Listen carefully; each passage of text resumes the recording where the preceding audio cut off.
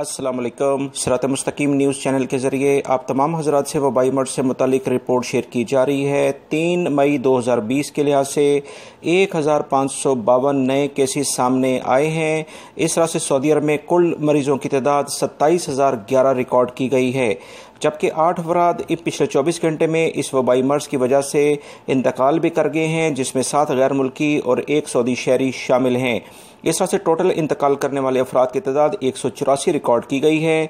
139 अफराद की जो हालत है वो ख़तरनाक है, यानी क्रिटिकल कंडीशन में है, जबकि 4,134 अफराद अभी तक इस वबाई मर्ज़ से सेहतियाब भी हो चुके हैं।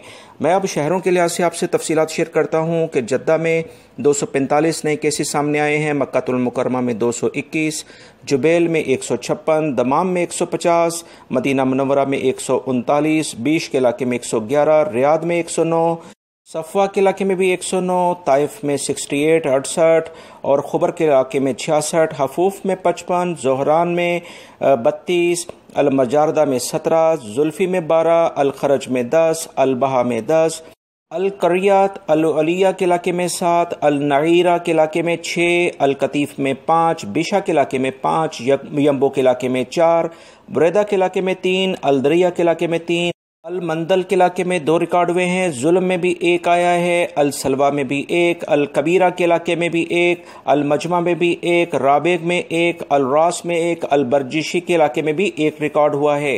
इस तरह टोटल मरीज़ 1552 के लिहाज से इजाफे के साथ 27,011 रिकॉर्ड हुए हैं, जबकि 8 अफराद इंतकाल कर गए हैं, और टोटल मरीजों की तादाद इंतकाल करने वालों की 184 रिकॉर्ड की गई है।